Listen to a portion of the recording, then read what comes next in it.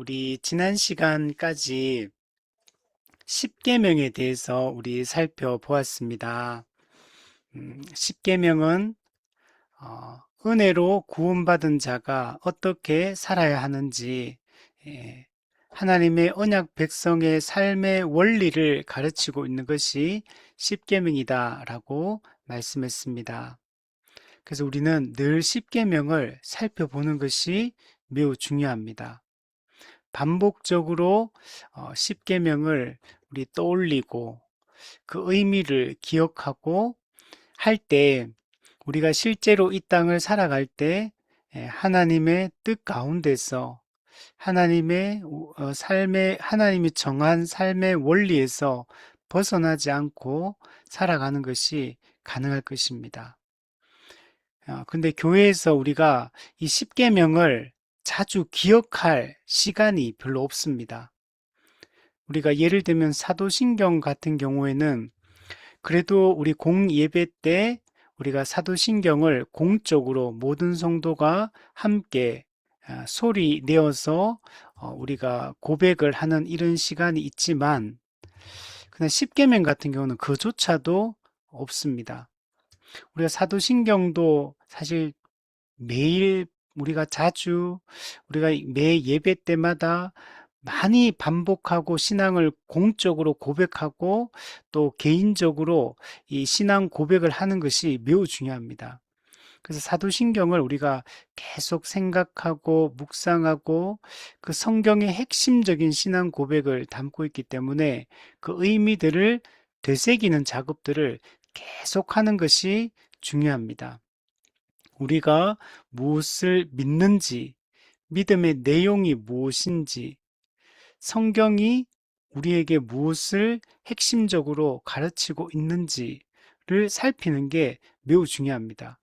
그래서 믿음의 내용을, 신앙 고백의 내용을 우리가 깊이 알지 못하면 우리가 그리스도인으로서의 삶을 살아가기가 어렵습니다.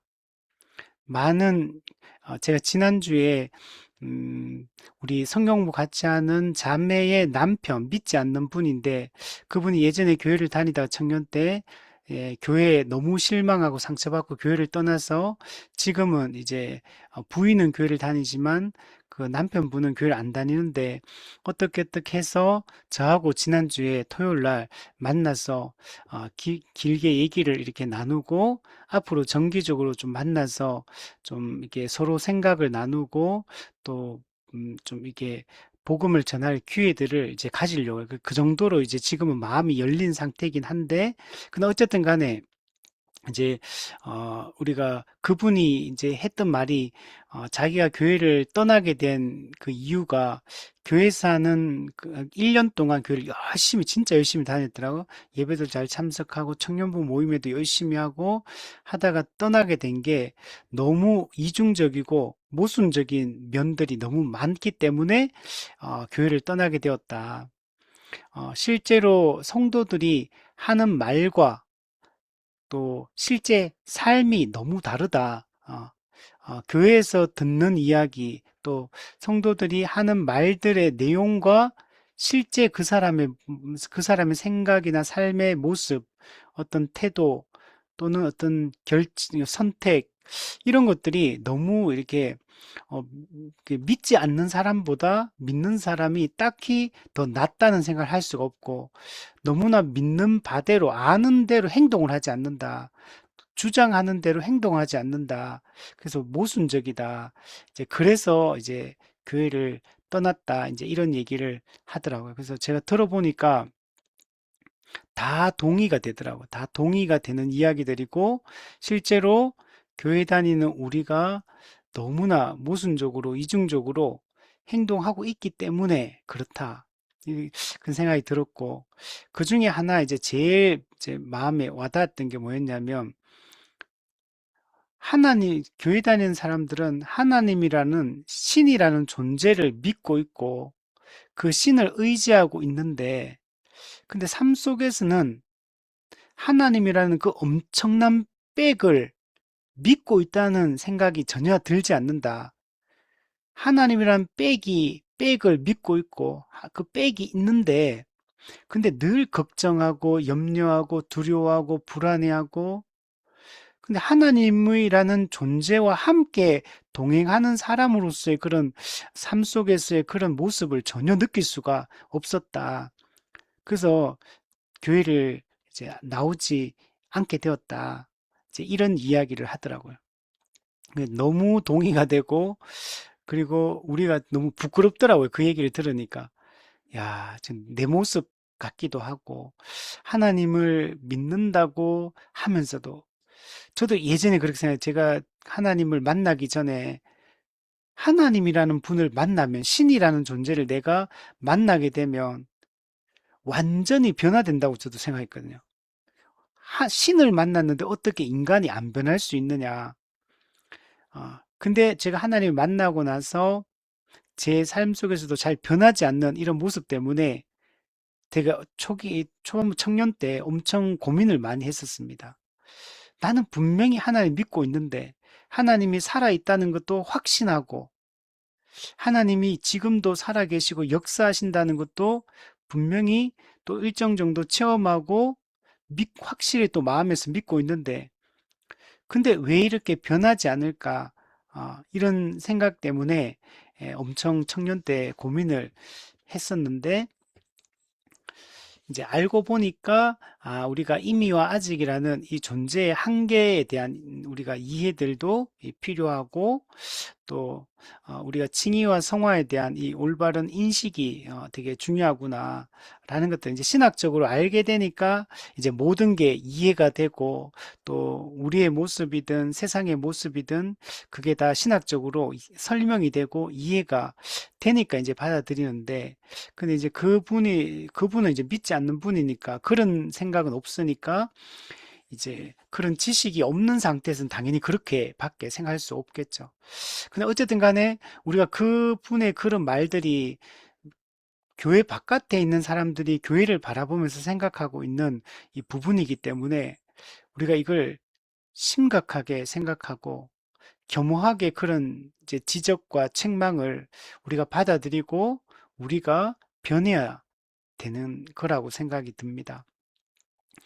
우리는 사도신경의 이런 믿음의 내용도 불분명하기 때문에 올바른 이 확실한 복음에 대한 지식이 있어야지만 그래야지만 이게 삶으로 실제적으로 그 확신과 그 삶으로 나타나는데 이 복음에 대한 이해가 깊지 못하고 특히 교리에 대해서도 이게 정리가 되어 있지 않다 보니까 왜곡된 생각, 경험에 근거한 이 주관적인 신앙생활 이런 것들이 너무 팽배해 있고 이 객관적 진리의 기초에서 살아가는 신앙생활이 아니고 이 매우 주관적이고 또 율법주의고 신비주의적이고 또 뭐 이런 왜곡된 형태의 이런 신앙의 이 모습들을 한국 교회가 많이 가지고 있다고 생각이 듭니다. 그래서 우리가 이 복음을 깊이 알고 교리를 깊이 그게 이제 사도신경으로 나타나 있는 거고 십계명은 그 복음의 은혜로 구원받은 자가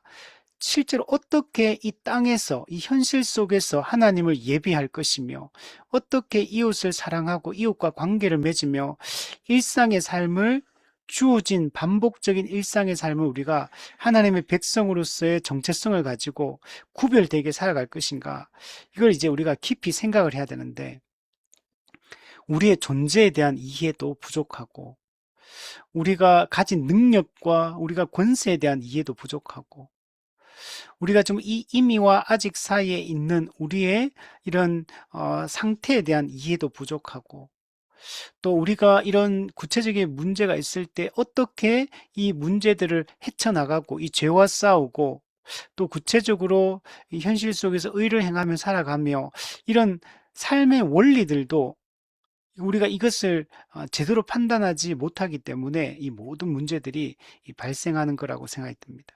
그래서 우리 사도신경도 십계명도 그리고 주기도문은 우리의 방향성이고 우리의 비전이고 우리의 소망이기 때문에 이 소망이 불분명하고 비전이 불분명하면 또 살아낼 힘이 없거든요. 그래서 이 세 가지를 잘 가르쳐야 되고 특히 이 십계명은 실제적인 우리의 현재 삶과 밀접하게 연관되어 있고 성도가 성도답게 교회가 교회답게 산다는 게 어떤 것인가를 가장 적나라하게 보여주는 게 이 십계명이거든요.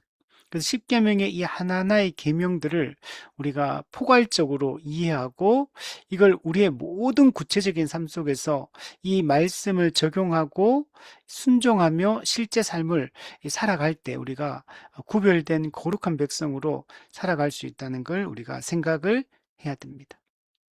자, 오늘은 우리 150문부터 152문까지 우리 인간의 타락의 상태에 대한 얘기를 하려고 합니다.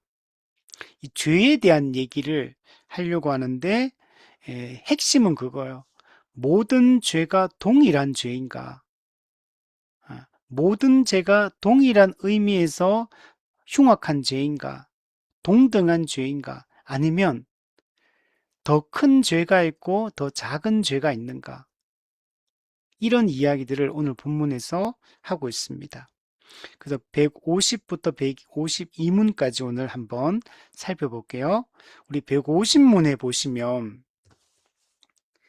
하나님의 법의 모든 범죄가 본질적으로 그리고 하나님이 보시기에 동등하게 흉악한가? 네. 그러니까 모든 죄가 본질적으로 동등한가 아닌가? 모든 죄가 하나님 보시기에 동등한가 아니한가를 질문을 하고 있습니다. 자, 우리가 죄는 다 똑같은 죄가 아니냐 이렇게 생각을 할 수가 있지만 모든 죄는 똑같은 죄가 아닙니다. 더 큰 죄가 있고 상대적으로 작은 죄가 있고 더 큰 심판을 받는 죄가 있고 형벌을 받는 죄가 있고 그 형벌이 작은 우리 죄가 있습니다. 우리가 상식적으로 생각해 보면 이거 당연한 겁니다. 우리가 지금 대한민국에 살 때 모든 죄가 똑같은 이 죄인가라고 생각해 보면 아니에요. 우리가 그냥 교통법규 하나 어긴 거 하고 우리가 큰 도둑질을 한 거 하고 사람을 살인한 거 하고 국가적 범죄를 저지른 거 하고 그 범죄의 대상이 또한 똑같은 죄라도 범죄의 대상이 누구냐에 따라서 형벌의 무게가 달라지고 이 땅에서도 우리가 똑같이 취급하지 않습니다. 그죠? 우리가 학교에서 학생이 어떤 죄를 지을 때도 선생님이 거기에 대해 합당한 이제 처벌을 할 때도 똑같이 하지 않는 거죠. 지은 죄가 어떤 죄냐, 어떤 상황에서 벌어진 죄냐, 누구를 향한 죄냐, 이 모든 것을 고려해서 우리는 그 죄의 크기를 생각하고 거기에 합당한 처벌을 내리게 됩니다. 우리가 그 법원에서 우리가 이렇게 재판을 받을 때도 판사는 그 모든 상황을 다 고려해서 판결을 내리는 거죠. 이게 의도가 있는지 없는지, 누구를 향한 범죄인지, 어떤 죄인지, 어떤 상황에서 벌어진 죄인지, 이 모든 걸 고려해가지고 그 죄의 무게를 판결을 내리게 되는 겁니다. 마찬가지로 하나님은 공의로운 심판자이시기 때문에 하나님은 모든 죄를 동일하게 보지 않는 겁니다. 여러 가지 상황에 의해서 그 죄를 더 크게 보시는 죄가 있고 적게 보시는 그런 죄가 있다는 겁니다. 그래서 우리가 이것을 잘 생각을 해봐야 됩니다. 그래서 답을 보시면 하나님의 법의 모든 범죄가 동등하게 흉악하지 않고 어떤 죄는 본질적으로 그리고 여러 가지 악화 요인들 때문에 다른 죄보다 하나님이 보시기에 더 흉악하다. 네. 그러니까 모든 죄가 여러분 본질적인 차원에서 봤을 때도 똑같은 죄가 아니라는 거예요. 본질적으로 더 큰 죄가 있다는 겁니다. 그리고 여러 가지 악화 요인들, 여러 가지 가중 요인들 때문에 어떤 죄가 다른 죄보다 더 흉악하게 더 큰 죄로 취급을 받게 되는 겁니다. 기본적으로 모든 죄는 하나님의 법, 하나님은 온 세상의 창조주이시고 이 온 세상의 이 법을 만든 분이죠. 그래서 모든 죄는 하나님의 법을 어기는 겁니다. 창조주 하나님의 뜻을 거스르는 것이 죄입니다.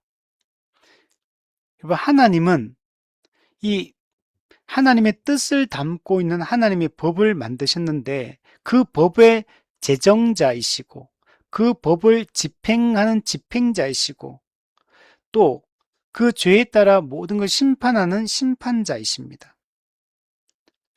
그래서 모든 죄라는 것은 하나님의 뜻을 거스르는 것이고 하나님의 법을 어기는 것이기 때문에 하나님을 향한 범죄요, 하나님을 향한 반역이다 라고 얘기를 할 수 있습니다.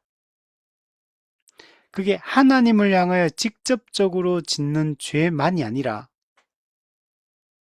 하나님의 뜻을 거슬러 사람에게 짓는 죄든 또 이 자연계에 짓는 죄든 모든 죄는 하나님의 뜻을 거스르고 하나님을 향하여 반역하는 그런 하나님을 향한 범죄다. 이렇게 우리가 생각을 해야 됩니다.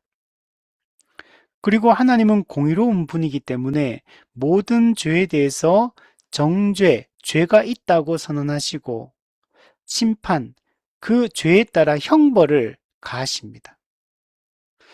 모든 죄는 정죄와 심판을 가져오게 됩니다. 만약 죄라는 행위는 있는데 거기에 대한 정죄와 심판이라는 과정이 없으면 천지를 창조하신 하나님이 공의롭지 않은 분이 되는 겁니다. 하나님이 창조한 세상은 하나님의 그 성품을 따라 이 공의와 사랑이 자비가 흐르는 세상이어야 되고 모든 것은 거기에 따라 이루어져야 되는 것입니다. 그래서 우리가 이것을 생각해야 돼요. 천지를 창조하신 하나님은 도덕적인 하나님이에요. 도덕법을 만드신 그 하나님의 성품을 거스르고 하나님의 뜻을 거스를 때는 반드시 그냥 넘어가는 분이 아니라 정죄하시고 심판하시는 분이라는 사실을 잊지 말아야 됩니다. 그렇기 때문에 우리가 함부로 이 땅을 살 수가 없는 겁니다. 만약 하나님도 없고 하나님이 있다 하더라도 도덕적인 분이 아니라면 그럼 우리가 마음대로 살아도 되죠. 죄 지어도 상관없고 어차피 신이 죄에 대한 공의로운 심판을 하지 않는 분이라면 뭐 굳이 뭐 도덕적으로 살 필요가 뭐가 있어. 그냥 내 마음대로 내 하고 싶은 대로 욕망이 이끄는 대로 그냥 막 살면 되죠. 근데 천지를 창조하신 창조주는 그런 분이 아니라는 겁니다. 그분은 의롭고 거룩한 분이시고 그 하나님의 뜻을 어긴 것에 대해서 반드시 그 행위에 따라 심판하시는 그런 분이라는 사실을 우리가 잊지 말아야 됩니다. 그러나 모든 죄가 동일한 의미에서 악한 건 아니라는 거예요. 그 죄의 흉악함이 차이가 있다라고 얘기합니다. 이것을 잘 보여주는 본문이 요한복음 19장 11절입니다. 나를 내게 넘겨준 자의 죄는 더 크다 하리라. 이게 예수님과 이 빌라도 총독과 나누는 대화거든요. 여기 보면 나를 네게 넘겨준 자, 예수님을 총독 빌라도에게 넘겨준 자들의 죄는 총독 빌라도의 죄보다 더 크다라고 이렇게 얘기를 합니다. 또 성경에 다른 부분들을 보면 알고 짓는 죄와 모르고 짓는 죄의 차이를 둡니다. 그래서 알고 모르고 짓는 죄는 그게 작게 여겨지고 알고도 죄를 지을 때는 더 큰 심판을 받는 걸 볼 수 있거든요. 더 큰 죄를 지었기 때문에 더 큰 심판을 받는다는 것을 우리 알 수가 있습니다. 종교개혁자 칼빈이 이렇게 이야기를 했습니다. 모든 죄는 하나님을 거스르는 반역이지만 그 반역의 정도와 악의 깊이는 동일하지 않다. 그냥 어차피 죽으면 다 그냥 지옥 가는 거고 똑같이 벌 받는 거고 이렇게 생각하면 안 돼요. 성경은 상급의 차등성에 대해서도 이야기하지만 심판의 차등성에 대해서 이야기를 하고 있어요. 물론 우리는 천국 가는 그 자체가 상급이고 지옥 가는 그 자체가 그냥 형벌이고 그냥 심판이에요. 근데 성경은 단지 그렇게만 이야기하지 않는다는 거예요. 상급의 차등성에 대해서도 형벌의 차등성에 대해서도 성경은 얘기를 하고 있다는 겁니다. 그게 어떤 식으로 구체적으로 나중에 천국과 지옥에서 이루어질지는 몰라요. 근데 분명히 성경이 그 차이에 대한 이야기를 분명히 하고 있다는 사실은 명백하다는 거예요. 그래서 우리는 그것을 알고 그러므로 우리가 이 땅에서 더 정말 하나님 앞에서 더 열심히 더 바르게 더 하나님 뜻대로 살아가야 될 이유가 있는 거예요. 우리가 하나님 앞에 상급을 더 받기 위하여 더 큰 상급을 받기 위하여 열심을 내는 것을 나쁘게 볼 필요가 없다는 거예요. 우리가 주님을 더 바르게 사랑하고 더 이웃을 사랑하고 하나님 뜻대로 살아가는 일에 더 열심을 내게 되는 것이 여러분 좋은 겁니다. 어떻게 보면 이게 일종의 이 거룩한 경쟁심을 갖는 거죠. 그 자체가 나쁘다고 볼 수 없다는 거예요.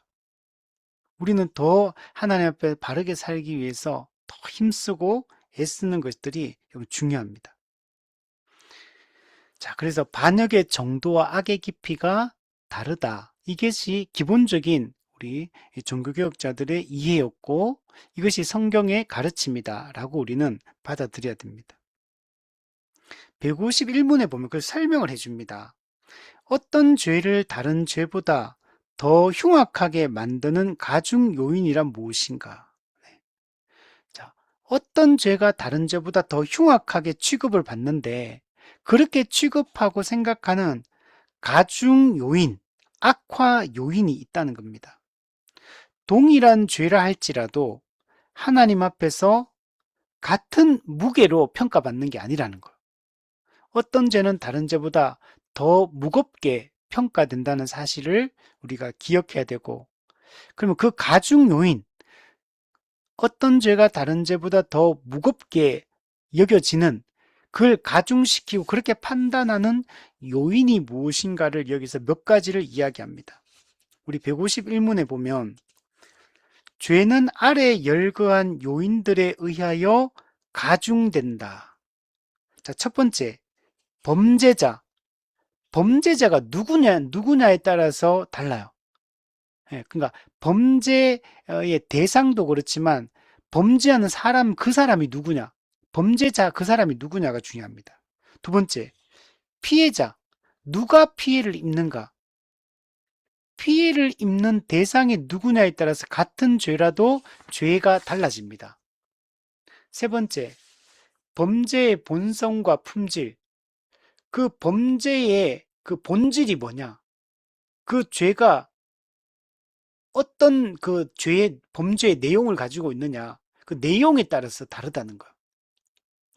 그리고 네 번째, 시간과 장소의 환경.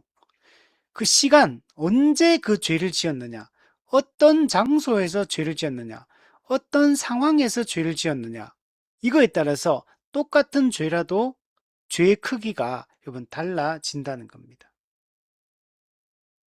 자, 이런 이야기들은 우리가 많이 생각을 못하고 있었을 가능성이 높아요, 사실. 교회에서 이런 이야기를 구체적으로 잘 하지 않기 때문에, 그래서, 그냥 죄는 다 똑같은 죄지, 이렇게 생각하기가 쉬운데, 우리가 이런 내용들을 잘 알고 있는 게 중요합니다. 자, 그러면 그 내용들을 하나씩 한번 살펴보면, 1번, 첫 번째는 범죄자입니다. 자, 그 죄를 범한 사람이 누구냐가 중요합니다. 자, 내용을 보면 그가 보다 성숙한 연령에 이르렀는지, 자, 성숙한 연령에 있는 사람이 죄를 지으면 그 죄는 더 크게, 무겁게 평가를 받는다는 거예요. 연령이 높다는 인생의 경험이 많고 많은 것들을 보고 듣고 배울 기회가 많았잖아요. 그런데도 더 알만한 사람이 그런 죄를 지으면 우리가 저 사람은 알만한 사람이 왜 저렇게 행동하고 왜 저렇게 말하는 이렇게 생각하잖아요. 우리 예를 들면 어린 아이들, 우리 요즘 촉법 소년 뭐 이런 거 하잖아요. 뭐 근데 요즘 악랄해요. 그래서 이 촉법 소년의 그런 이건 촉법 이 그 청소년에 대한 그 지금 연령을 낮추려고 지금 아마 제가 알기로는 14세에서 13세로 지금 1년 한 살을 낮추는 법을 이렇게 많이 얘기하더라고요. 그것도 이제 모든 경우가 아니고 뭐 어떤 상황에 따라서 좀 어떤 경우에는 13세로 낮춰서 이제 처벌을 하자. 이제 이런 안이 이제 나왔더라고요. 이제 그런 안이 나오는 게 워낙 요즘에는 범죄하는 아이들도 자기가 촉법이라는 걸 알고 이제 법을 빠져나갈 수 있다고 생각하고 그런 악한 짓들을 하고 또 워낙 또 이제 그 죄의 내용들이 어른들이 저지르는 그런 죄를 흉내내고 그런 죄를 저지르는 이런 사람들이 많기 때문에 이런 문제 때문에 그런 것 같아요. 근데 또 어떤 분들은 그렇게 하면 또 여러 가지 또 다른 문제가 발생할 수 있기 때문에 그냥 현행대로 하자 이렇게 또 말한 분도 있고 자, 어쨌든 간에 그렇다는 거. 자, 그래서 어린 아이들이 어떤 죄를 저지르는 거 예를 들면 욕을 하는 거하고 나이 많은 어른이 욕하는 건 다르다는 거. 그래서 그 높은 연령, 성숙한 사람, 경험이 많을수록 지식이 많을수록 그 죄가 더 무거워진다는 걸 우리가 생각을 해야 됩니다. 칼빈이 이렇게 얘기합니다. 지식은 책임을 가중시킨다.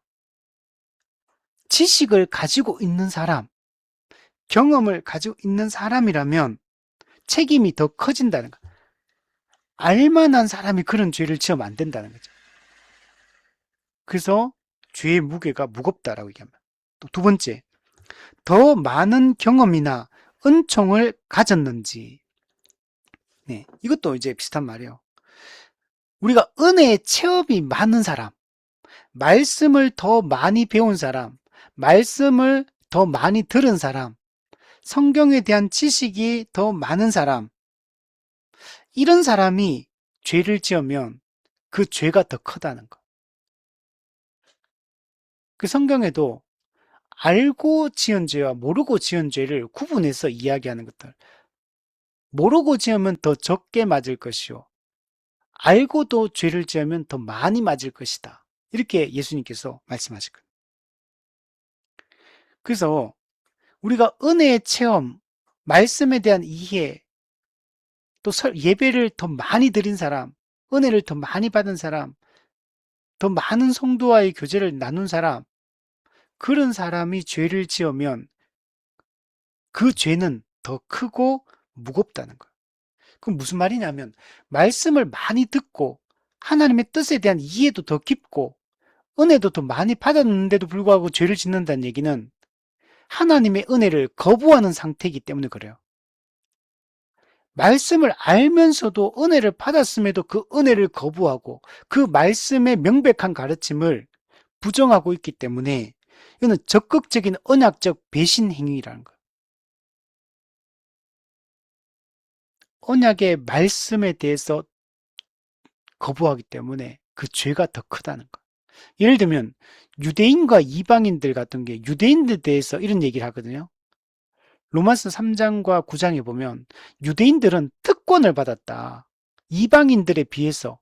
물론 하나님의 뜻은 하나님이 이스라엘 민족을 처음부터 만들 때 이스라엘 민족만 구원하려고 했던 목적이 아니에요. 출애굽기 19장에 보면 이스라엘을 먼저 하나님의 백성으로 자기 백성으로 삼으시고 그들에게 율법을 주신 것은 그들을 통해서 이방인에게 제사장 나라 역할을 하게 하려고. 즉 이스라엘을 통해서 하나님의 말씀이 하나님이 누구신가가 이방인들에게 전해져서 온 땅이 온 백성이 구원받게 하는 거. 이게 원래 하나님의 계획이거든요. 하나님 먼저 이스라엘을 부르시고 그들에게 말씀을 로마서 3장 말씀을 맡았다. 맡기시는 거죠. 그래서 하나님 말씀을 맡은 자로서의 그건 특권이기도 하지만 책임이고 의무이기도 한 거예요. 근데 그들이 그 역할을 못했기 때문에 이스라엘 백성들이 로마서 11장에 가면 그들이 하나님의 대다수가 버림을 받습니다. 그 영원한 멸망을 당해요.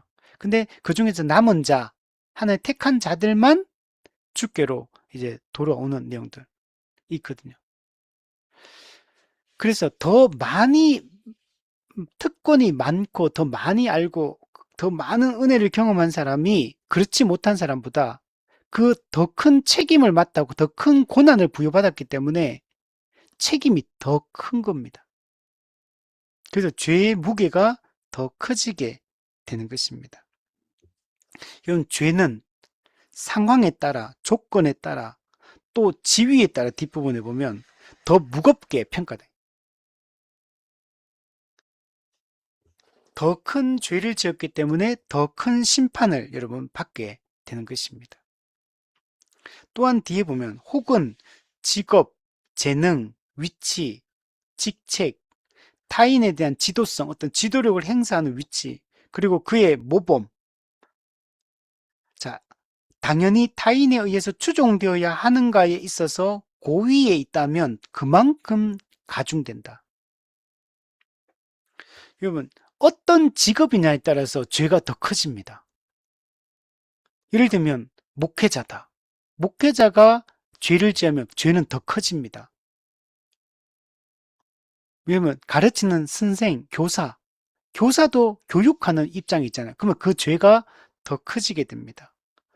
재능, 또 그런 역할을 하는데 이런 하나님이 더 큰 재능을 주시고 은사를 주셨는데도 불구하고 그걸 제대로 사용하지 않아서 그 역할들을 제대로 못하거나 오히려 더 나쁜 역할을 하게 된다면 그 죄는 더 커집니다. 그의 위치, 직책, 지도성, 타인에 대한 지도성, 즉 쉽게 얘기하면 더 높은 위치에 있는 사람, 더 큰 영향력을 행사하는 위치에 있는 사람의 죄는 더 큽니다. 예를 들면 회사에서 말단 사원이 짓는 죄하고 같은 부서에 거기에 책임자, 뭐 부장이든 과장이든 책임자가 팀장이든 이런 사람이 짓는 죄는 다르다는 거예요. 거기에 또는 뭐 이사라든지 이런 전무, 이런 사람들이 짓는 죄는 일반 사원이 짓는 죄하고는 다르다는 겁니다. 모범이 되어야 될 사람이, 본이 되어야 될 사람이 그 죄를, 하나님의 법을 어겨서 그 죄를 지었기 때문에 그 영향력이 더 크고 더 높은 위치에 있기 때문에 그 죄는 훨씬 더 공적 책임이 강한 높은 책임이 더 큰 위치에 있기 때문에 죄가 더 무겁게 평가가 되는 것입니다. 야고보서 3장 1절에 보면 선생된 우리가 더 큰 심판을 받을 줄 알고 많이 선생이 되지 말라 이런 말씀이 있어요. 선생된 사람은 더 큰 심판을 받게 돼요. 그 선생으로서의 역할을 제대로 감당하지 못하고 부정적인 역할, 영향력을 행사했다면 더 큰 심판을 받는다는 사실이에요. 그래서 아예 야고보서는 더 큰 심판을 받지 않기 위하여 많이 선생이 되지 말라. 아예 이렇게까지 이야기를 하고 있다는 거예요. 여러분, 영향력이 크고 고난과 책임이 많으면 많을수록 더 죄가 무겁게 평가된다는 사실을 기억해야 됩니다.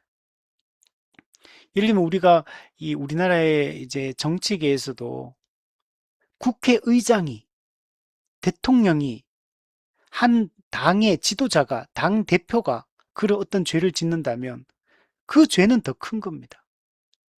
일반 시민이 짓는 죄와 국회의원이 죄를 짓는 것은 다르다는 거예요.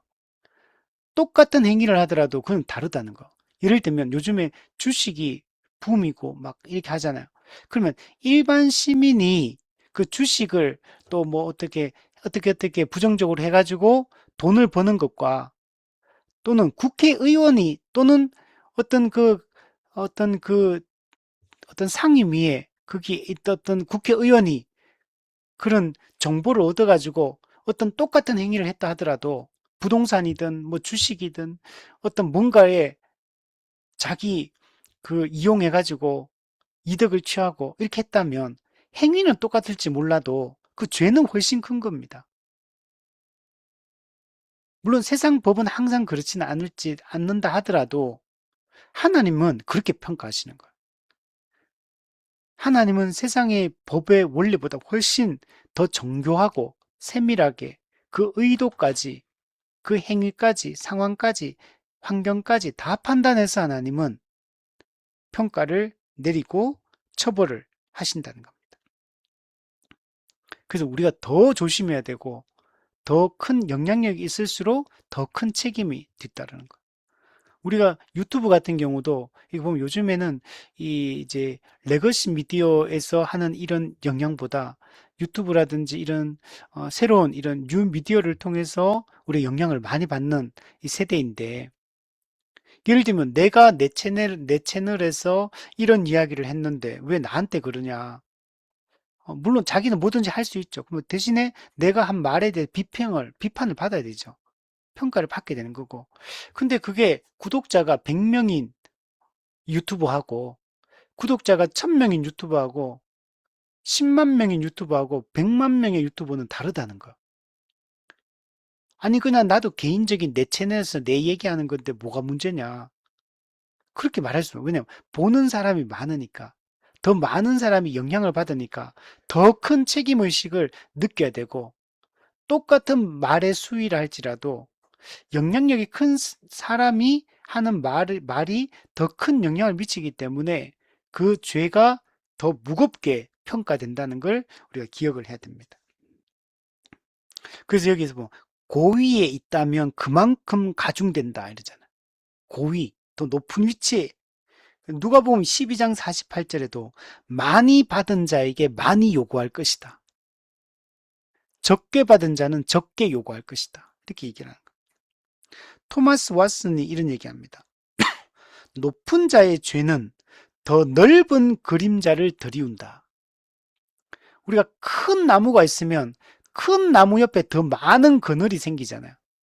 작은 나무라면 작은 그림자밖에 못 만들지만 큰 나무는 큰 그림자를 들이워서 햇빛을 받지 못하게 하는 거죠.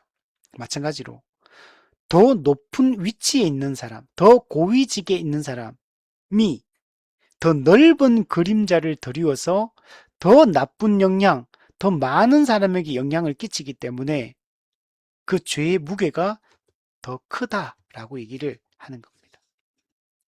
자, 두 번째, 피해자. 자, 범죄의 피해자가 누구냐에 따라서 죄가 달라집니다. 첫 번째로 보면 직접적으로, 자, 요 직접적으로 요게 중요합니다. 하나님과 그의 속성 및 예배에 대해서. 자, 두 번째는 그리스도와 그리스도께서 베풀어 주신 은혜에 대해서. 세 번째는 성령과 그의 증거 및 성령의 사역에 대해서. 자, 첫 번째 요건 뭐냐면 삼위 하나님에 대해서 직접적으로 범죄를 했을 경우에 그 죄가 가장 큽니다. 삼위 하나님에 대한 범죄가 가장 큰 죄예요. 하나님의 사랑을 거부하고 그리스도의 은혜를 거부하고 성령의 사역을 거부하고 이 죄는 직접적으로 삼위 하나님을 공격하는 행위이기 때문에 이 죄가 여러분 가장 큽니다. 자, 두 번째는 우리와 특별한 관계에 있고 그에게 의무가 있는 윗사람이나 높은 사람들에 대해서 자, 우리와 특별한 관계에 있는 이 사람들은 다 누구냐면 이제 기본적으로 우리 가족 그리고 또 우리 교회 성도들이 주된 나하고 가까이 직접적으로 맞닿아 있는 사람들 이런 사람들에 대한 책임이 더 커요. 이건 기본적으로 이제 교회 안에 있는 사람들을 얘기합니다. 그래서 교회 안에 높은 사람들 물론 성도는 다 동일한 성도고 계급적으로 높다 이런 건 아니지만 그 직무에 따라 직분에 따라서 그 권한과 책임이 더 큰 사람이 있죠. 교회 안에도 그래서 직분자들이 있고 또 더 어떤 그 뭐 부서에 더 책임자들이 있고 하니까 이제 그런 사람들의 그런 사람들을 향해 짓는 죄가 더 큰 죄가 여러분 되는 겁니다. 그리고 또 교회 안에 그런 사람 높은 사람만 있고 윗사람만 있는 게 아니라 또 보면 약한 형제들, 교회 안에도 약한 자들이 있잖아요. 약한 형제들. 그리고 어쨌든 이런 모든 성도에 대해서 죄를 지을 때 더 큰 죄가 됩니다. 순서가 있는. 그리고 만인의 또는 다수의 공동선에 대해서 범죄했느냐에 따라서 순서적으로 가중된다. 순서적으로. 앞에 있는 것들이 죄가 더 큰 거예요. 뒤로 갈수록 죄가 작아지는 겁니다. 즉, 정리해보면 하나님을 향한 직접적인 죄가 제일 큽니다. 그러니까 삼위 하나님에 대한 직접적 범죄가 가장 큰 죄고 두 번째는 교회에게 짓는 죄가 두 번째로 큰 죄입니다. 근데 교회 안에서도 윗사람에 대한 범죄가 더 큽니다. 더 교회 안에서 더 큰 책임과 영향력을 가진 사람에 대한 즉 지도자에 대한 죄가 더 크고 그리고 이제 일반 성도 약한 자에 대한 죄가 이제 뒤에 따르는 겁니다. 그리고 이제 그 다음에 누가 있냐면 이웃이 있는 거예요. 교회 밖도 모든 사람을 향하여 믿는 자든 믿지 않는 자든 모든 사람을 향한 다수의 만인의 공동선에 대해서 잘못할 때 그러면 그 죄가 크다라고 얘기를 하는 겁니다. 그러니까 순서를 말하면 하나님, 두 번째는 교회, 그리고 세상 이렇게 되는 거예요. 하나님이 가장 큰 죄의 범죄의 대상이 될 수 있습니다. 그래서 우리가 어떤 걸 그렇게 할 수 있냐면 하나님과 그의 속성 및 하나님의 예배에 대해서 예, 하나님의 속성과 관련돼서 그걸 부정하거나 그에 대해서 모독하거나 범죄를 저지를 수 있고 또 하나님을 향한 예배, 하나님을 향한 예배를 우리가 바르게 정한 대로 드리지 않고 그렇게 할 때 이건 하나님을 향한 직접적인 공격이 됩니다. 우상 숭배도 그렇고 신성을 모독하는 것도 그렇고 하나님이 정하지 않은 예배 방법으로 예배를 드리는 것도 그렇고 하나님의 뜻, 직접적인 말씀, 계시의 말씀을 순종하지 않는 것. 이 모든 것들이 하나님의 존재를 향한 공격이고 하나님의 영광을 훼손하는 것이고 하나님의 속성 그 자체에 대해서 부정하는 것과 같은 거예요. 그래서 하나님을 향한 직접적인 범죄가 가장 큰 죄가 된다. 여기는 또한 예수님과 관련된 것도 있죠. 예수 그리스도와 그의 은총, 예수님을 이 땅에 성육신하시고 우리를 위해서 공적인 삶을 사시고 그리고 십자가에 못 박혀 죽으시고 부활하시고 승천하시고 왕으로 지금 다스리고 계시고 나중에 재림하셔서 최후 심판을 통해 모든 것을 완성하실 텐데 이런 그리스도와 그리스도의 인격과 그리스도의 사역, 그리스도가 베풀어 주신 은혜에 대한 거부 이것이 직접적인 그리스도에 대한 공격이 되는 겁니다. 그래서 그리스도의 십자가의 공로를 부정하는 것, 그리스도의 인격을 완전한 인성을 가지신 완전 사람이신 그리스도를 부정하는 것, 그리스도의 신성을 부정하는 것, 이 모든 것들이 그리스도를 향한 범죄가 여러분 됩니다. 세 번째는 성령의 증거 및 사역. 성령님은 그리스도께서 성취하신 십자가 공로를 우리 믿는 각 개인에게 개별적으로 구원을 적용하는 분이에요. 은혜를 적용하는 분입니다. 근데 우리가 성령의 인격을, 성령님을 하나님, 제3위 하나님으로 인식하고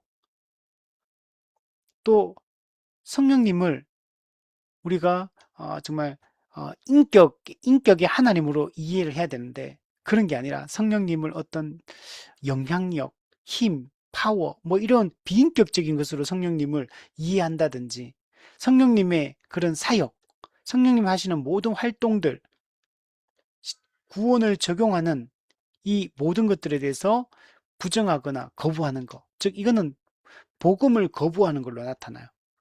이런 것들이 전부 다 성령을 향한 직접적인 공격이요, 모독이 됩니다.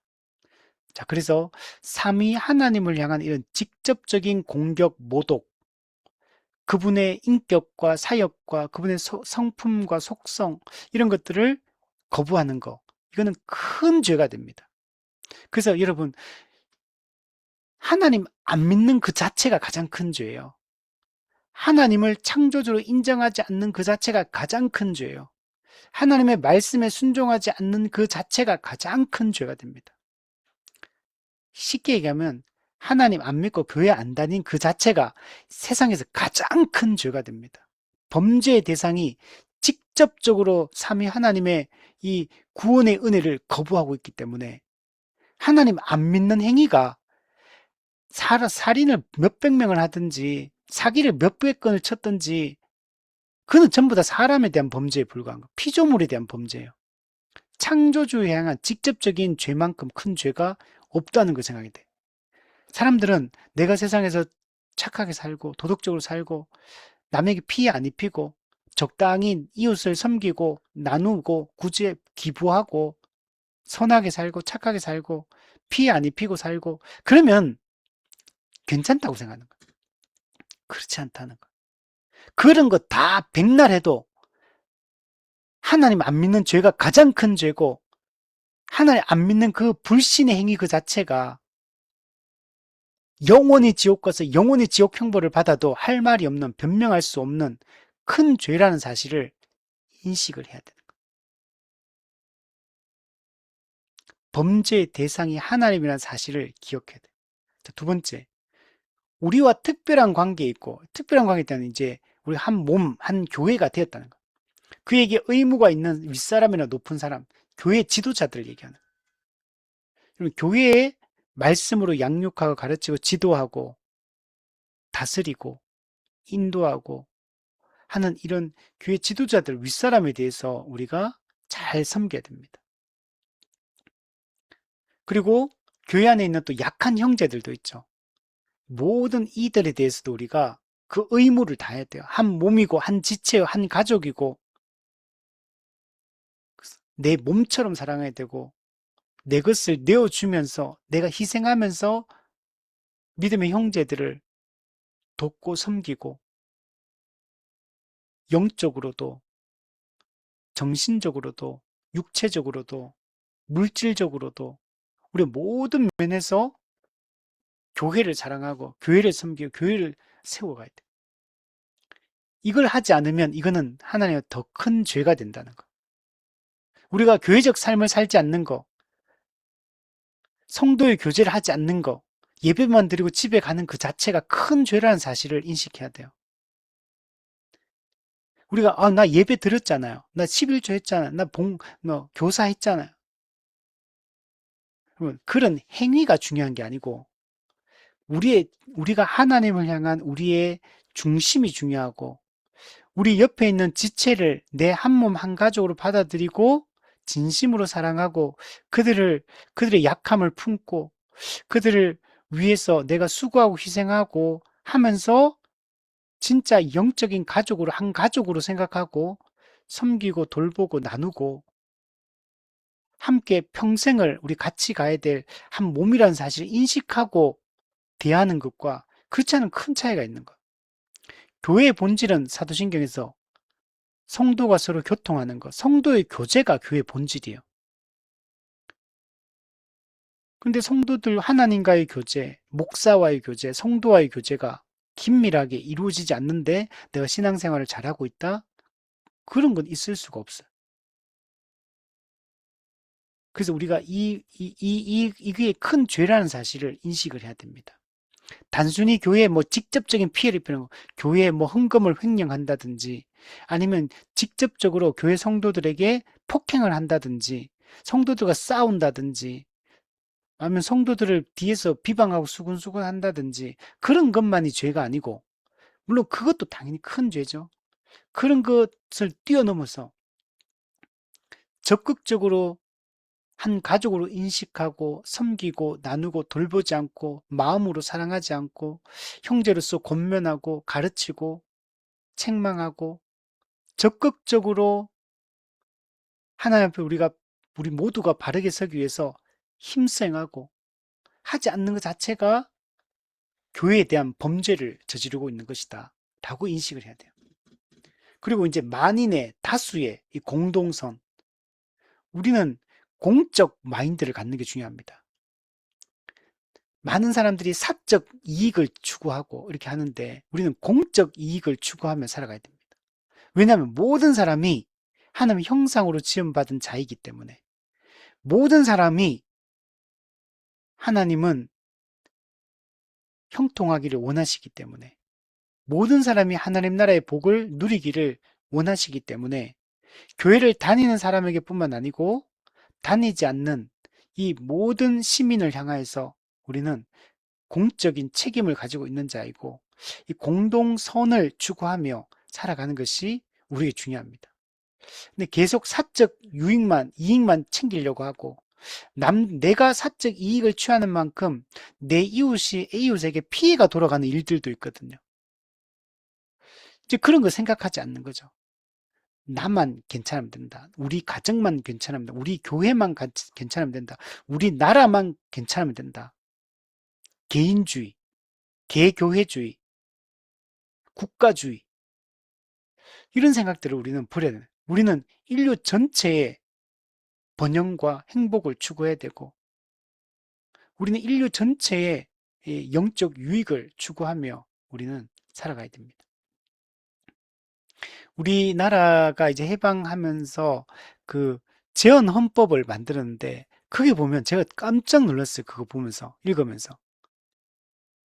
그 이제 기초문을 누가 만드는지 제가 지금 까먹었는데, 하여튼 거기 보면, 거기서 그냥 일본이 우리나라에 저지른 그 죄에 대해서 그냥 단순히 비판하는 내용이 아니더라고요.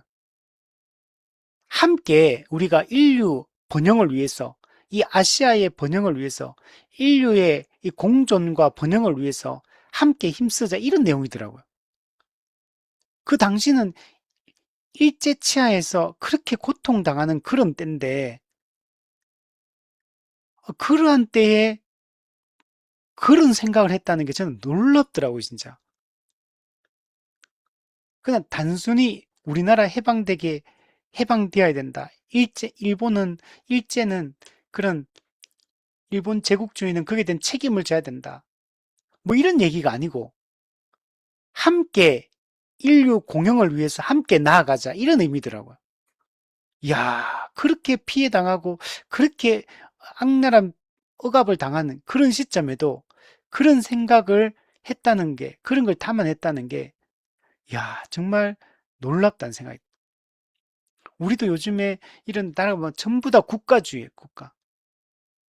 그냥 우리나라만 잘 되면 된다. 남의 나라가 어떻게 되든지 말든지 우리나라만 괜찮으면 된다. 이런 생각을 우리가 가지고 서로 경쟁하고 싸우고 이렇게 하는 이런 분위기가 많잖아요. 그러니까 막 전쟁하고 서로 어떻게든 패권을 차지하려고, 자원을 차지하려고 하고, 그 외교도 전부 다 그냥 우리나라를 위해서, 전부 다 우리 국민을 위해서, 정말 이렇게만 다른 나라가 어찌 되든지 말든지, 예, 이런 거 생각하지 않고 이런 게 잘못된 거죠. 그래서 우리는 이런 만인의 다수의 공동선에 우리가 기여해야 되는데, 근데 만약에 그런 것들을 추구하지 않고 범죄를 한다면 이거는 큰 죄가 된다. 더 죄가 무겁다라고 얘기를 할 수 있는 겁니다.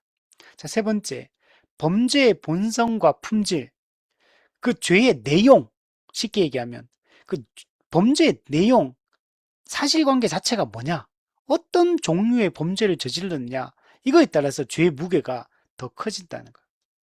첫 번째, 율법에 명시된 조문인지, 예, 하나님의 율법이 명백하게 가르치고 있는 그런 조항을 만약에 어긴다면 이 죄는 크다는 거예요. 율법은 하나님의 뜻을 기록하고 있거든요. 성경에 기록되어 있는 율법의 이런 명시적인 이 조항들, 뭐뭐 하라, 뭐뭐 하지 말라. 이거는 직접적인 하나님 뜻이에요.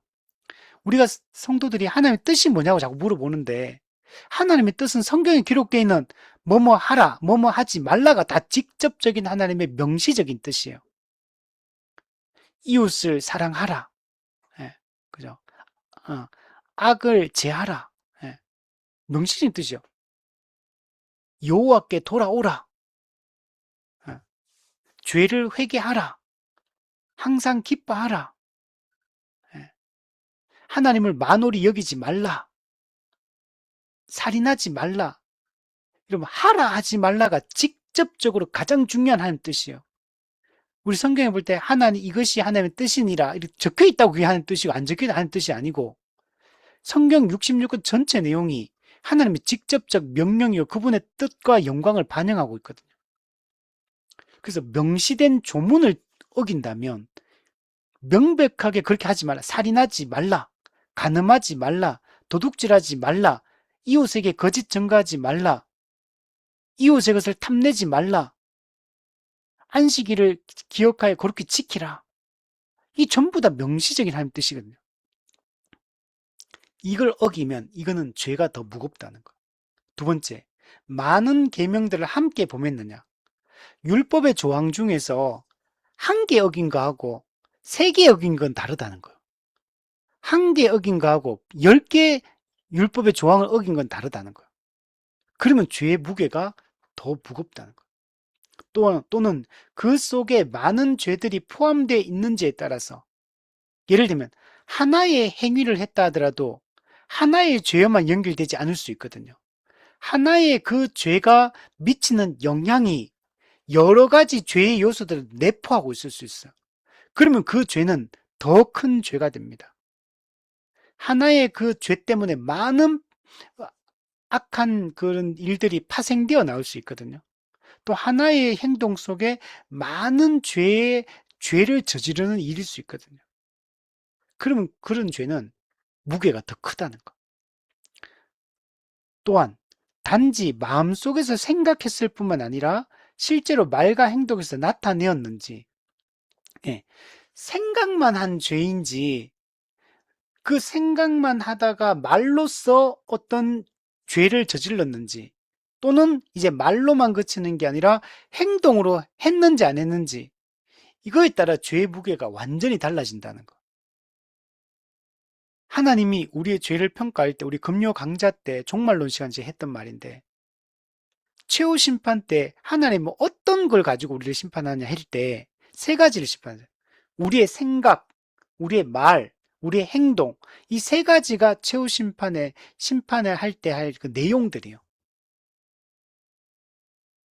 우리 예를 들면 다윗이 밧세바를 간음할 때 처음에 눈으로 딱 보고 마음으로 악한 마음을 갖게 되죠. 그리고 말로 시나에게 가서 누군지 알아보라고 시키죠. 그리고 나중에는 데리고 오라고 행동으로 데리고 오게 하고 그리고 이게 우리야 자기 신하의 아내인 걸 뻔히 알면서도 그냥 간음을 하게 됩니다. 이게 죄가 계속 파생되어 나오죠. 생각에서 그치는 게 아니고 생각, 말, 행동 그 나중에는 우리아를 또 이제 죽임을 당하도록 살인 교사까지 하게 되는 이런 일들을 보죠. 다윗의 이 죄가 어떻게 영향을 미치냐면 솔로몬에게도 영향을 미치고 그 이후에 다윗의 많은 아들들에게 영향을 미쳐서 자식들이 아버지를 죽이려고 하고 형제들끼리 죽이고 난리가 나요. 간음하고 막. 그 모든 다윗 집안의 그 모든 죄의 뿌리가 다윗의 그 사건에서 시작이 되는 것들을 볼 수가 있습니다. 그리고 결국에는 그게 어디까지 이어지냐면 남북이 분열되는 데까지 이르게 됩니다. 물론 다윗 혼자만의 죄는 아니지만 솔로몬의 또 죄도 있고 또 여러 가지 복합적인 원인이 있지만 어쨌든 간에 그런 결과가 나타난 거죠. 그래서 우리가 생각으로만 짓는 죄하고 말로 표현하는 거 행동으로 나타내는 것은 전혀 다르다. 그래서 이런 것들이 더 큰 죄가 됩니다. 또한 타인을 중상했는지 예, 우리 다른 사람에게 실제적 피해를 입히냐, 뭐 폭행을 하든 말로 상처를 주든 재물을 빼앗든 어떤 형태로든지 이웃에게 실제적인 어떤 중상을 입히고 피해를 입히고, 이게 여러분 언어적 폭력도 그렇고 신체적 폭력도 그렇고 물질적인 이런 또 이런 피해 또는 착취 이런 것들 모든 면에서 죄의 결과와 영향력이 크면 죄의 무게는 더 커지는 겁니다. 이웃을 사랑해야 될 사람은 이웃을 파괴하는 이런 행동 자체가 하나님 앞에 더 큰 죄가 됩니다. 또 배상의 여지가 있느냐에 따라서 죄가 당연하겠죠. 우리가 배상액이 크고 배상액이 더 많으면 많을수록 죄는 더 커지는 겁니다. 또 은혜의 방편, 은혜의 방편을 대하는 우리의 태도, 말씀과 성례와 또 기도와 또 넓게는 교회가 행하는 모든 행위들이 다 은혜의 방편이거든요. 좁게 보면 말씀이고 넓게 보면 말씀과 성례, 권징, 또 교회가 하는 찬양, 기도, 모든 것. 은혜의 방편은 우리가 어떻게 이걸 대하고 있느냐. 이에 따라서 죄의 무게가 달라집니다. 또 하나님의 긍휼과 징계, 하나님의 긍휼과 또 징계도 우리 하거든요. 그때 우리의 태도가 어떠냐? 하나님 우리를 징계할 때 어떻게 그걸 받아들이느냐? 아니면 원망하고 불평하고 악독하게 이런 마음을 품느냐? 그리고 본성의 빛, 우리 자연의 빛, 본성의 빛, 진리의 빛, 우리 처음부터 하나님 인간의 마음속에 심어둔 이 본성의 빛, 자명한 진리가 마음에 기록되어 있는데 율법이 이거에 따라 사느냐 살지 않느냐? 따라 죄가 달라지는 거. 양심의 가책, 양심의 가책이 있는데도 계속 그걸 고집한다면 화인 맞은 양심일 거고. 근데 양심의 가책에 따라 돌이킨다면 죄는 작아지는 거예요. 또는 공적 혹은 사적 권면. 이 공적인 권면을 교회가 할 수 있죠. 지도자들이, 목회자들이. 또는 사적 권면, 성도들끼리 이게 사적 권면도 할 수 있죠. 여기에 대해서 어떻게 반응하느냐. 공적 권면, 사적 권면에 대해서 어떤 태도를 취하느냐. 아, 기분 나쁘다. 목사님이 뭔데 저한테 이래라 저래라 하냐. 그럼 목사님은 잘하세요. 목사님도 이런 거 못하고 이렇게 잘못하는 거 있잖아요. 권사님, 장로님, 장로님이나 잘하세요. 제 일은 제가 알아서 하겠습니다. 그죠? 명백한 잘못이고 그 죄에 대한 권면을 사랑으로 권면하는데도 안 받은 사람들이 많죠. 기분 나쁘다. 네가 뭔데 나한테 지적질이냐. 이렇게 생각하죠. 기분 나빠는. 사람은 지적을 못 받아들이면 대부분 다. 이걸 받아들여야 되거든요. 그 지적의 어떤 내 잘못된 것에 대한 어떤 권면을 할 때, 그는 진짜 엄청난 그 사람도 고민하다가 조심스럽게 하는 말들이 대부분 다. 그리고 실제로 들어보면은, 물론 오해에서 또 비롯된 잘못된 권면도 있을 수 있죠. 근데 대부분은 들어보면은 실제로 나의 문제점에 대한 지적을 하는 거. 그 사람이 잘하느냐 못하느냐 따질 필요가 없는 거. 그가 하는 말의 내용이 맞는 말이냐 맞지 않냐 그것만 따지면 되는데 지적하는 그 사람이 문제가 있으면 니는 이런 거 잘못하면 나한테 그런 거 작은 거 가지고 지적하냐 이렇게 생각해. 그러면 안 된다. 지적하는 그 내용이 권면하는 내용이 맞다면 받아들여야 돼. 아프지만 좀 나도 하고 싶은 말이 있겠지만 하지 말고 참고 그 권면의 내용을 그러니까 권면하고 지적하는 걸 사람들 엄청 그걸 기분 나빠하고 못 견뎌하고 막 그러잖아요. 근데 그러면 안 된다는 거. 받아들여야 된다는 거. 또 교회 권징, 또 심지어 교회 공적 권징조차도 안 받아들인 사람들이 있어요. 교회가 이 권면의 절차를 따라 권면했고 했는데도 불구하고 그리고 이제 실제적인 권징이 시행이 되죠. 견책, 근신, 뭐 수찬정지, 출교 이런 과정들, 직무 또 정지 하면 받아들여야 되는데 이걸 안 받아들이고 고집하고 그 죄를 고집하고 이런 경우 있죠. 그러면 죄가 더 커지는 거예요. 권면과 권징이 시행되는데 그걸 거부하는 거는 갈 때까지 간 거예요. 그 사람은 권면과 권징을 거부해 버리면 이 사람은 답이 없는 사람이에요. 교회가 더 이상 할 수 있는 게 없어요. 그러면 교회는 그런 사람은 그냥 출교 포기해 버리는 거예요. 물론 이제 그것조차도 일종의 충격요법이지만 돌아오면 받아주지만 그래서 지금은 더 이상 안 되는 거예요. 그래서 출교까지 하는 거예요. 성도의 교제를 끊어버리는 거. 은혜의 방편과 끊어버리는 거. 은혜를. 엄청 무서운 거거든. 수찬 정지도 그렇고 출교도 그렇고. 근데 이런 거에 대해서 안 받은 사람이 많아. 정부의 징벌에 대응한다. 정부가 또 국가를 세운 목적이 있고, 국가의 법을 어기고 했을 때, 공동체를 파괴하는 행위를 했을 때, 그에 대해서 벌을 내리고 징벌을 가할 때, 벌금을 내리건 할 때, 당연히 거기에 대해서 받아들이고, 내가 마땅히 해야 될 그런, 처벌을 받고, 또 의무를 이행하고 해야 되는데, 안 하는 사람들도 있죠. 그거는 잘못됐다는 거. 이게 큰 죄가 된다는 거. 그래서 우리의 4대, 국민의 4대 의무 이런 거 있잖아요. 납세 의무, 국방의 의무, 뭐 이런 거 있잖아요. 근로의 의무. 이런 거. 우리가 그거 해야 되는 거죠. 그럼 안 하는 게 국민으로서의 의무를 이행하지 않으면서 권리만 자꾸 얻으려고 하고 자꾸 뭐 국가가 나한테 해준 게 뭐냐 이런 식으로 나가면 안 된다는 거예요. 여러분, 국가가 가만히 있어도 해주는 게 사실 엄청 많아요. 근데 우리가 그걸 감사하게 생각, 그게 하나님이 우리를 보호하고 지키는 방편으로 이 국가를 세워주셨고, 또 국가에게 공권력, 칼을 주셔서 또 잘못된 것들할 때 악을 억제하고 또 선한 질서를 보호하는, 선을 장려하고 악을 억제하는 이런 역할을 하게 했거든요. 그러면 국가의 이런 통치 행위에 대해서 우리가 그게 성경의 법을 위반하지 않는 이상 우리는 국가의 모든 이런 이 행위와 정책에 대해서 잘 따르고 또 국민으로서의 역할들을 잘 하는 게 중요합니다. 자, 그리고 우리의 기도와 목표 이게 성경적으로 올바른 게 돼야 돼. 우리가 기도하는 내용이 비성경적이거나 또 개인주의적이거나 내 욕망을 채우려고 하는 거거나 목표 이런 것들이 올바를 때 죄가 안 되지만 이런 것들이 하나님의 뜻을 벗어나면 이거 죄가 됩니다. 기도한다고 되는 게 아니고 내가 어떤 교회에서 어떤 비전을 향해 나아간다고 되는 게 아니고 그게 하나님의 뜻에 맞느냐 맞지 않느냐 그게 교회 전체의 유익을 위한 거냐 이걸 잘 생각해 봐야 돼. 하나의 영광을 이게 돌려지는 거냐 혹은 또 하나님과 또 사람들에 대한 약속 약속을 하나님께 우리가 서원도 하고 약속도 하고 사람한테도 약속을 하고 하잖아요. 막 때로는 막 맹세까지 하면서 막 약속하고 서원하고 했는데 그러면 이걸 불이행하면 안 된다는 거예요.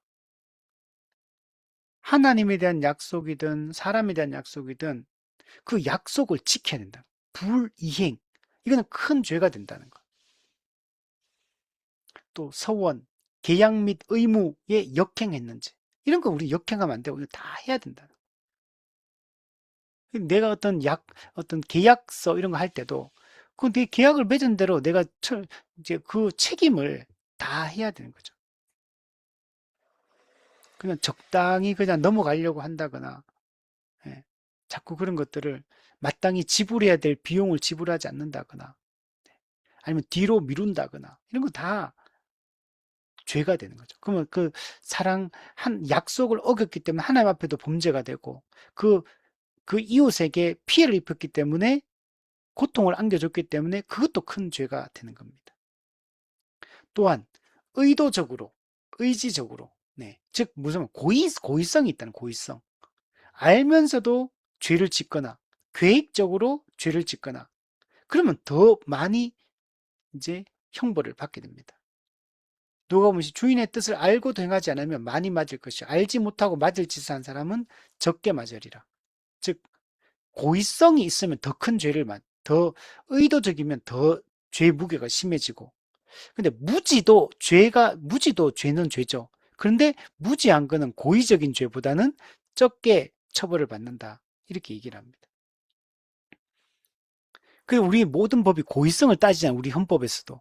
우리 형사재판에서도 고의적이지 않냐. 이걸 따지는 이유가 이게 되게 중요하거든요. 성경도 마찬가지죠. 우리 성경의 율법 그 시민법들을 보면 의도성이 있냐 없냐 이거 정말 많이 따집니다. 의도적이면 죄가 더 커지고 의도적이지 않으면 죄의 무게가 작게 판단이 됩니다. 또 뒤에 보면 주제 넘게 파렴치하게 또는 자랑스럽게 악의를 가지고 어떤 일들을 하게 된다면 이것도 더 죄가 크다는 거예요. 주제에 넘으면 안 되죠, 우리가 이런 말 하잖아요. 그죠? 산수를 배웠으면 분수를 알고, 국어를 배웠으면 주제를 알고, 그죠? 이런 얘기 하더라고요. 우리 주제 파악을 잘해야죠. 네, 주제 넘게 이렇게 우리가 막 어떤 일에 개입하거나, 어떤, 그렇게 해서는 안 되죠. 그런 것들이, 어, 그죠? 고난을 넘어서서 어떤 일을 하는 것들이, 어, 누군가에게는 피해를 입힐 수도 있고, 상처를 줄 수도 있기 때문에 늘 내가 나서야 될지 빠져야 될지, 우리 그래서 그렇게 말해. 낄낄 빠빠. 낄 때 끼고 빠질 때 빠져라. 이렇게. 낄낄 빠빠. 그걸 잘해야 된다.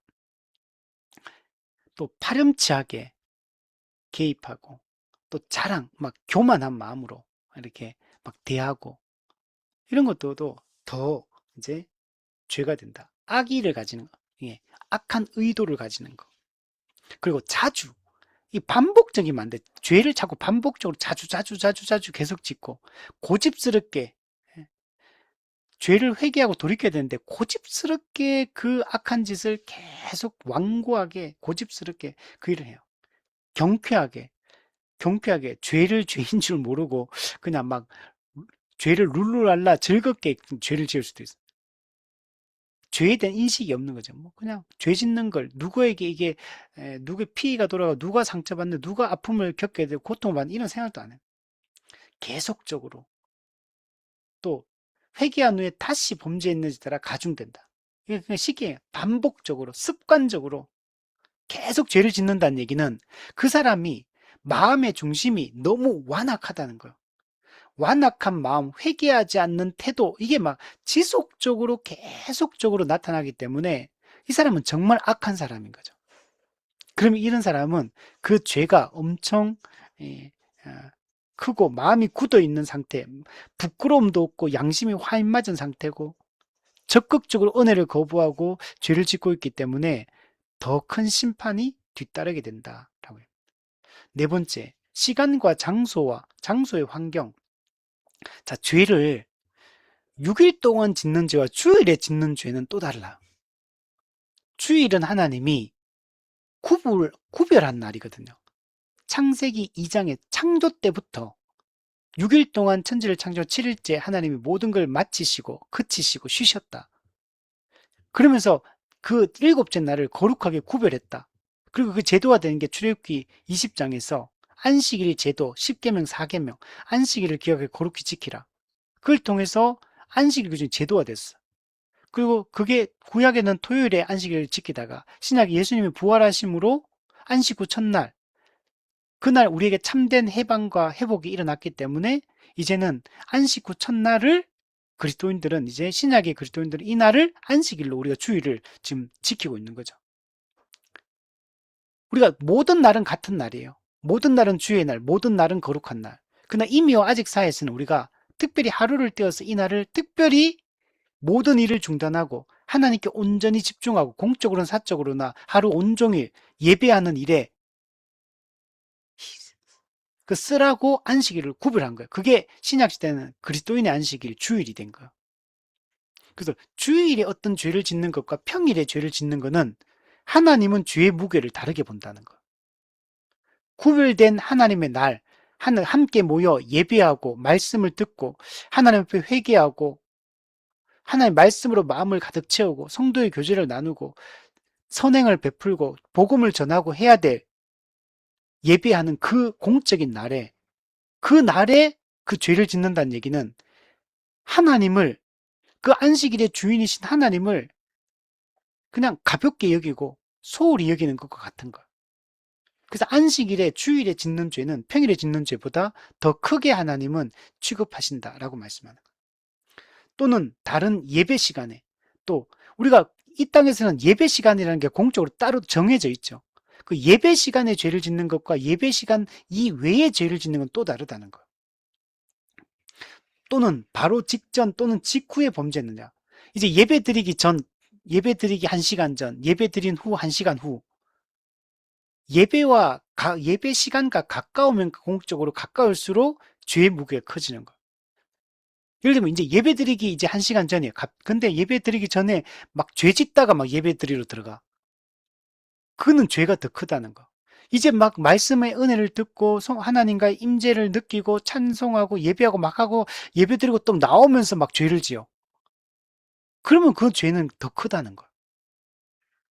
구별된 날, 은혜, 더 말씀을 듣고 은혜 받고 하나님 앞에 더 영적으로 고양된 상태인데 더 그걸 기대하며 기다리고 있는 상태인데 그때 죄를 짓는 거는 더 큰 죄가 되는 겁니다. 예를 들면 부부 사이에 만약 불륜을 했다. 그 사람이 예를 들면 결혼 기념을 앞두고 불륜을 했다. 결혼 기념일 이제 가태가 이제 막 결혼 기념 축하한다 하고 막 서로 인사해 놓고 1시간 후에 불륜을 저지른다. 그러면 그걸 알게 된 그 배우자는 어떤 마음일까요? 어떻게 결혼 기념일에 그럴 수 있냐? 그렇지 않겠습니까? 그게 다르다는 거예요. 죄가 무게가 다르다는 겁니다. 또는 그와 같은 잘못을 예방하거나 조치할 다른 도움이 있었는지, 잘못을 예방하고 그런 죄를 안 지을 수 있는 그런 상황이었고, 그걸 할 수 있고 조치할 수 있는 상황이 여건이 되었음에도 불구하고 그 죄를 지었다면 그 죄는 더 무겁게 이제 인식되고 심판을 받는다는 거. 자, 그리고 공개적으로, 네, 공개적으로 짓는 죄는 더 커요. 똑같은 행위라도 뒤에서 숨어서 짓는 죄를 짓는 것과 공개적으로 죄를 지으면서 뻔뻔하게 그런 죄를 지으면서도 부끄러워할 줄 모르면 그 죄는 더 큰 거죠. 우리 그런 얘기 하거든요. 그 얼마 전에도 보는 방송 보니까 어떤 방송을 내보냈는데 방송에서 이런 죄를 이렇게 했다면 그럼 방송 그 바깥에서는 어떻게 했을까? 이런 얘기를 하더라고요. 방송이라는 건 공개적으로 이거는 누가 보여지는 거잖아요. 화면으로 보고 그 소리를 듣고 그의 눈빛과 태도를 다 보는 건데 방송에도 그 정도로 행동한다면 방송 바깥에는 어떻게 그 상대방에게 대했을지 그게 보인다는 거죠. 그래서 공개성 이게 되게 중요한 거예요. 공개적으로 이런 죄를 뻔뻔하게 짓는다면 그 얼마나 마음이 악독한가를 보여줘요. 마음의 그 중심의 악독함이 그 행동으로 드러난 게 이 공개적인 거죠. 또한 그것에 의해 당연히 자극을 받거나 오염될 타인의 면전에서 범죄했는지에 따라서 내가 이런 말이나 행동을 이런 걸 했을 때 내 앞에 있는 사람이 어떤 기분일지, 어떤 느낌, 어떤 자극을 받고 어떻게 오염될지 뻔한데도 어떤 영향을 끼칠지 뻔한데도 불구하고 그걸 했다? 그러면 그 죄는 크다는 거. 예를 들면 우리가 자식 앞에서 부모가 어떤 행동을 했다. 그러면 그거는 큰 죄가 된다는 거. 저도 이제 부끄러운 게 애들 앞에서 싸울 때가 많았거든요. 부부 싸움을 할 때가. 근데 그건 사실 뭐 조심해야지 했다가 이제 어느 순간 되면 조심을 안 하고 막 싸울 때가 많이 있었거든요. 근데 그러면 애들이 금방 늦게 애들은 불안해하고 두려워하고 또 그런 모습을 보는 게 애들 상처가 되고 근데도 이제 그러니까 알면서도 이렇게 잘못할 때 많아요. 그러면 그 죄는 더 크다는 거.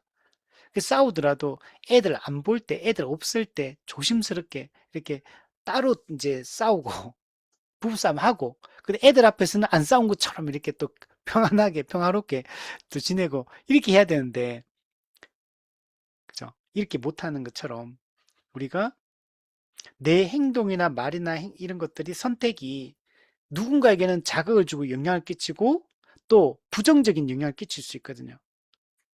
이제 그러면 우리가 더 조심해야 되는데 만약 그렇지 못하면 그 죄는 가중된다. 자, 152문 마지막으로 보면 모든 죄는 하나님의 손에서 무엇을 받기에 합당한가? 모든 죄는 아무리 적을지라도 하나님의 주권과 선하심과 거룩하심 그리고 그의 공의로운 법을 대항한 것이기 때문에 현세에서 그리고 내세에서 하나님의 진노와 저주를 받기에 합당하다. 네. 모든 죄는 죄의 크기와 상관없이 다 하나님의 진노와 저주를 받습니다. 이거는 이제 기본 옵션이에요. 그거는. 죄의 마땅한 결과는 하나님의 진노와 저주예요.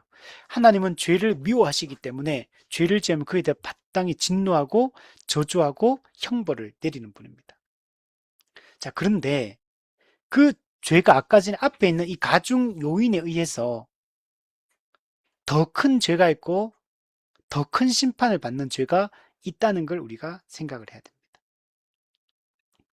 자, 근데 이 모든 하나님을 향한 이 범죄는, 즉 사람을 향한 범죄든 하나님을 향한 직접적 범죄든 아니면 피조 세계에 대한 범죄든 구조에 대한 범죄든 이 모든 범죄에 대해서 하는 진노와 저주를 퍼붓는데, 이거는 오직 그리스도의 피가 아니고서는 결코 속죄될 수 없다. 모든 죄는 여러분 그리스도의 피로만 속죄가 가능합니다. 우리가 죄를 지우기 위해서 아무리 지우개를 사서 지워도 안 지워져요. 우리가 아무리 많은 선행을, 내가 이런 죄를 막 지어놓고 반대편에 가가지고 막 선행하고 구제하고 기부하고 자기는 희생하고 백날 해도 안 지워져요.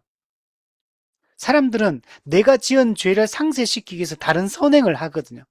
참 이런 게 많은데, 이 기업들 같은 경우도 막 죄를 저지르고 막 하청 밑에 있는 그런 회사, 작은 회사들을 막 그 기술을 탈취하고 자본을 빼앗고 막 그렇게 해놓고 여기서는 막 기부행위 막 해. 그럼 이 회사 이제 신분 세탁하듯이 우리 회사는 좋은 회사, 사회를 섬기는 회사 이런 식으로 하고 있듯이 이게 모순적이잖아요. 근데 그런 우리가 이렇다 할지라도 그리스도의 피는 우리의 모든 죄를 속죄할 수 있어요. 그리스도의 피로만이 속죄가 가능합니다.